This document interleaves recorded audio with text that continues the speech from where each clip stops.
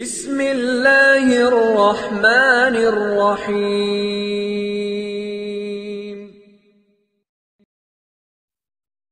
بسم اللہ الرحمن الرحیم وبہ نستعین اللہم صلی علی محمد النبی الامی وعلی آلہ وسلم تسلیما۔ نسیم صبح کا پیغام لے کر حاضر خدمت ہے۔ ایک سوال جو مستقل پوچھا جاتا ہے، مراقبہ کیسے کریں؟ یہ سوال کئی بار ہم اس کا جواب ذکر کر چکے ہیں، اس کے باوجود یہ سوال ہم سے بار بار پوچھا جاتا ہے، تو سمجھتا ہوں کہ تھوڑی سی روشنی اس پر ڈالی جائے۔ لیکن پہلے ایک بات سمجھ لیجئے، ہم جو کہتے ہیں یکسوئی سے پڑھو، دھیان لگا کے پڑھو یا مراقبے کی شکل میں پڑھو، اس سے شاید کچھ لوگوں نے یہ سمجھ لیا ہے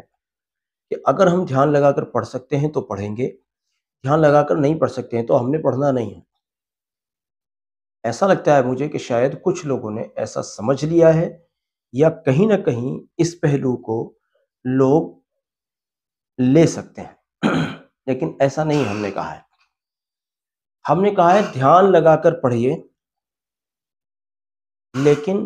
درود امی 500 مرتبہ کی بات کر رہا ہوں میں، 24 گھنٹے تو آپ دھیان میں نہیں بیٹھ سکتے، وہ تو پھر ہر حال میں پڑھیے،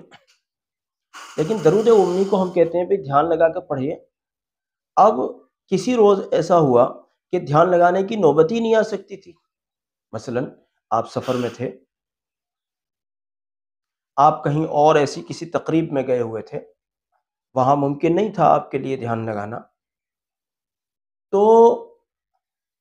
اب آپ ایسا نہ کریں کہ دھیان لگا نہیں سکتے اور درود شریف پڑھ نہیں سکتے، ایسا نہ کریں، بلکہ آج کم سے کم اپنے درود شریف کے عدد کو تو پورا کر ہی لیجئے،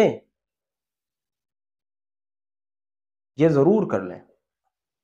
تاکہ درود شریف کا ایک عمل آپ کا چل رہا ہے، ایک ذکر آپ کر رہے ہیں روزانہ، ان دنیاوی تقریبات کی وجہ سے، دنیاوی مشاغل کی وجہ سے کم ذکر حبیب صلی اللہ علیہ وسلم متاثر نہ ہو، درود اور سلام نبی صلی اللہ علیہ وسلم پر متاثر نہ ہو، یہ عمل آپ کا بچ جائے، یہ عمل آپ کا باقی رہ جائے۔ پھر جب کسی بھی وقت میں آپ کو موقع ملے گا آپ مراقبہ کیجئے، یہ کوئی حرج نہیں ہے، اور کوئی مسئلہ نہیں ہے کہ صاحب درود شریف کے ساتھ ہی مراقبہ آپ کریں گے۔ یہ ساتھ والی بات میں اس طرح سے کہہ رہا ہوں کہ ہماری جو ترتیب ہے وہ اس طرح کی ہوتی ہے کہ درود شریف دھیان لگا کر پڑھتے ہیں، اس کے بعد میں پھر الگ سے مراقبہ کرتے ہیں۔ تو میں اس کے متعلق کہنا چاہ رہا ہوں کہ اگر آپ کو لگتا ہے کہ میں دھیان لگا کے تو چلیے آج پڑھ سکتا ہوں، لیکن بعد میں جو مراقبہ میں کرتا ہوں 20 منٹ 15 منٹ آدھا گھنٹہ جتنا بھی آپ کرتے ہیں، تو وہ بعد کا ٹائم مجھے نہیں ہے، کوئی بات نہیں ہے، جب ہو جب کر لیجئے گا، جب آپ کو وقت مل جائے جب کر لیجئے گا، لیکن یہ نہیں ہے کہ بعد کا ٹائم مجھے ہے نہیں، یا میں مراقبے کی شکل میں یا دھیان لگا کے میں پڑھ نہیں سکتا اور میں درود شریف پڑھوں گا نہیں، ایسا نہ کیجئے، ایسا نہ کیجئے، ایسا ہم نے نہیں کہا۔ اب رہ گئی بات یہ کہ مراقبے کے متعلق جو سوالات ہوتے ہیں، میں اس کو بہت آسان کر کے بتاتا ہوں، آپ سمجھ لیں گے انشاءاللہ۔ بڑی آسان سی بات یہ ہے کہ آپ جب درود شریف پڑھتے ہیں، بطور خاص عشاء بعد جو آپ درود شریف 500 مرتبہ درود امی پڑھتے ہیں، بطور خاص اس کی بات ہو رہی ہے، اس کے علاوہ میں بھی کر سکتے ہیں، لیکن بطور خاص اس کی بات ہو رہی ہے۔ اس کو اس طرح سے کریں کہ دھیان لگا کر بیٹھ جائیں، تھوڑا سا اپنے موبائل وغیرہ کو ذرا اس وقت خاموشی کا سبق پڑھا دیں، تاکہ آپ کا موبائل درمیان میں وہ آپ کے لیے مخل نہ بنے، اس لیے اس وقت ذرا اس کو خاموشی کی تلقین کر دیں، اور یا اپنے سے دور کر دیں، جیسے بھی آپ کے لیے ممکن ہو، اور اس طرح سے پڑھیے درود شریف کہ آپ دھیان لگا کر بیٹھے ہوئے ہیں اور آپ کے دھیان میں یہ بات ہے کہ حضرت نبی اکرم صلی اللہ علیہ وسلم کی حضور میں بیٹھا ہوا ہوں، اور نبی صلی اللہ علیہ وسلم کے قلب مبارک سے، نبی صلی اللہ علیہ وسلم کے سینہ مبارک سے نور جاری ہو رہا ہے اور میرے قلب میں، میرے دل میں داخل ہو رہا ہے۔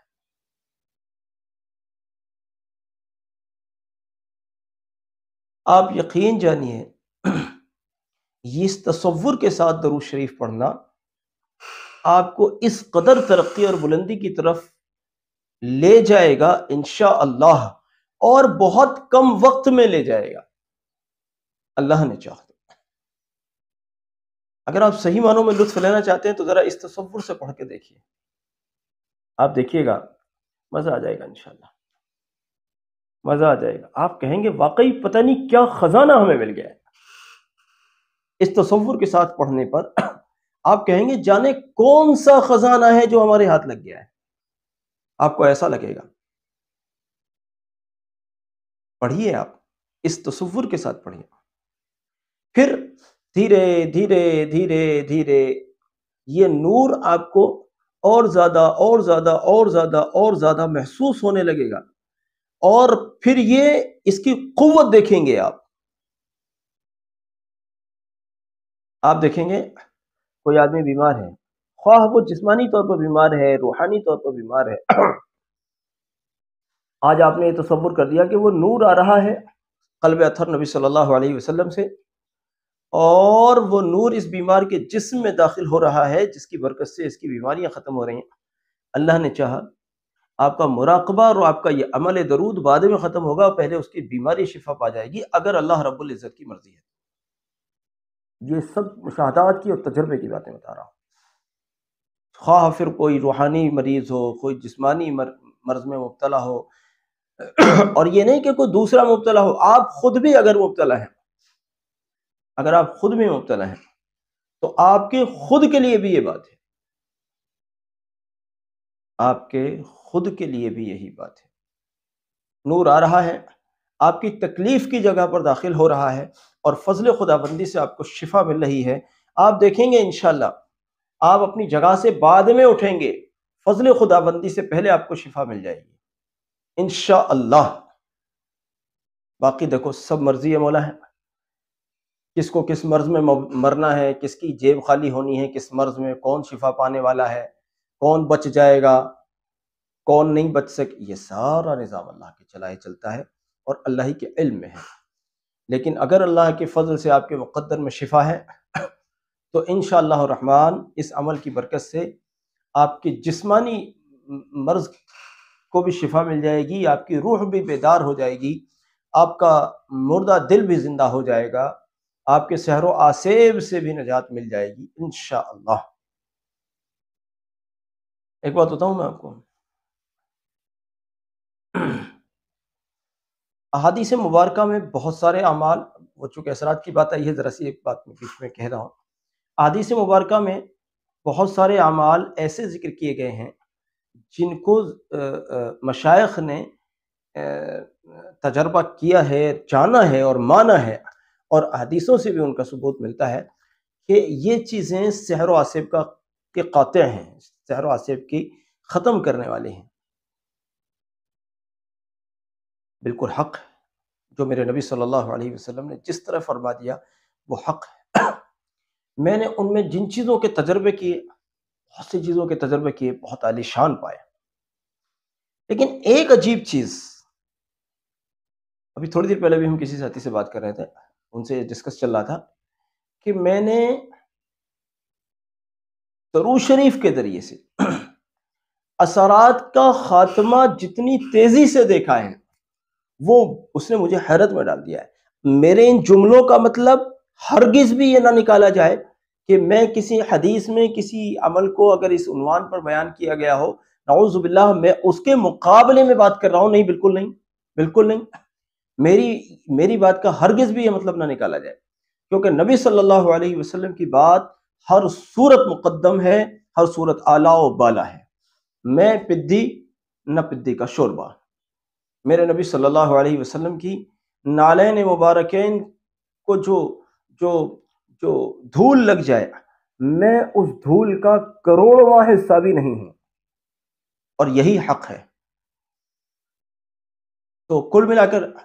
میں تو اپنا تجربہ بیان کر رہا ہوں، اور اس تجربے کو بیان کرنے میں کسی حدیث سے مقابلہ کرنا ہرگز بھی مقصود نہیں ہے، ہرگز بھی نہیں ہے۔ آپ اگر غلط مطلب نکالتے ہیں تو اس کے ذمہ دار آپ ہیں، میں اس سے بری ہوں۔ میں نے یہ عرض کیا ہے کہ الحمدللہ میں نے درود شریف کی برکت سے سحر و آصب کو حیرت انگیز حد تک شدت سے، کثرت سے، سرعت سے ختم ہوتے ہوئے دیکھا ہے۔ اس قدر جلدی سے ختم ہوتے ہوئے دیکھا ہے کہ جس سے میں تعجب میں پڑ گیا۔ لیکن اس کا طریقہ کیا ہے؟ اس کا طریقہ جو ہم نے جو اختیار کیا، میں نے جو اپنی زندگی میں اختیار کیا۔ دراصل ہمارے 4 بچوں کا انتقال ہوا، 4 میں سے 5واں بچہ بیٹی کی شکل میں فضل خداوندی سے محفوظ رہا، یعنی 5 بچے ہوئے تو ان میں سے 4 کا انتقال ہوا، ایک بیٹی بچی۔ اب جب اگلے بچے کا نمبر آیا تو اب چونکہ ہمارے اوپر تو یہی دھن سوار تھی کہ بھئی بچے تو فوت ہی ہو جاتے ہیں۔ فضل خداوندی سے مجھے درود شریف تو چونکہ پہلے سے چلتا تھا، لیکن وہ مراقبے میں پڑھنے کا سبق مل گیا۔ یہ وہ سبق تھا جو بہت پہلے ملا تھا، مگر وہ زندگی میں تھا نہیں، بعد میں پھر اللہ نے دیا یہ سبق۔ تو جو ہم نے وہ مراقبے کی شکل میں جو درود شریف پڑھا، اس سے ہمیں یہ فائدہ ہوا کہ جس قدر شدید اثرات ختم ہوئے، ان اثرات کے لیے میں کہتا ہوں کہ اگر میں لاکھوں روپے بھی عاملین پر لٹا دیتا تو شاید میں اتنا فریش نہیں ہو سکتا تھا ان اثرات سے۔ اللہ کا فضل ہے، اور اس قدر اللہ نے نجات دی ان اثرات سے کہ ہمارے گھر کا ہر بچہ بھی اس بات کو محسوس کرتا ہے کہ اب اللہ نے ہمیں نجات دے دی، الحمدللہ۔ یہ درود شریف ہے، اور یہیں سے ہم مراقبے کا آغاز کراتے ہیں، گویا کہ ہم اسی کو مراقبہ کہتے ہیں، یوں سمجھ لیجیے۔ آگے کی جو ترقیاں ہیں وہ آگے کا سبق ہے جو کہ آپ کو پھر کہیں اور سے ملے گا، اور وہ اتنی اونچی نسبت ہوگی۔ دراصل یہ نور کی جو ترتیب ہم نے بتائی ہے، یہ آپ کو نبی صلی اللہ علیہ وسلم کے قریب قریب قریب قریب قریب اور قریب اور قریب اور قریب ہونے کے راستے آپ کو اللہ کے فضل سے کھل جائیں گے۔ اور پھر اگر اللہ رب العزت کی مرضی ہے تو پھر اب ہر ایک کو تو ایک سی کیفیت نہیں ہوتی، لیکن جس کے لیے اللہ نے مقدر کیا ہے وہ نبی علیہ الصلوۃ والسلام کے بالکل در پر پہنچ جاتا ہے، اور پھر آگے کے فیضان اس کو وہاں سے ملتے ہیں۔ حالانکہ وہاں تک پہنچنا بھی انہی کا فیضان ہے، ظاہر بات ہے، لیکن پھر مزید آگے کے جو اسباق ہیں اور آگے کی جو وہ پھر اس شخص کو براہ راست ملتا ہے۔ اس میں اشکال کرنے کی ضرورت نہیں ہے، کر لیجئے، پتہ چل جائے گا۔ پہلے کریں پھر اشکال کریں، کرنے سے پہلے اگر آپ اشکال کرتے ہیں تو یہ سرفری بات ہے۔ پہلے کر کے دیکھ لیں، آپ جو میں بتا رہا ہوں پہلے اس کو کر لیں، پھر بتائیے گا۔ جتنے بھی لوگ اللہ کے فضل سے آج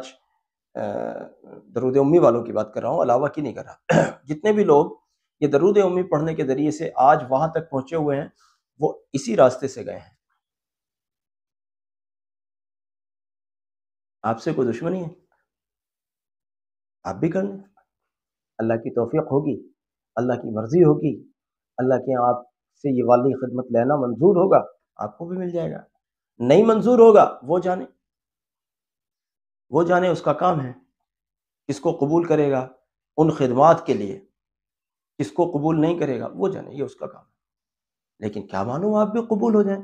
کریں بسم اللہ، اللہ توفیق دے۔ میرے لیے بھی دعا کیجیے گا،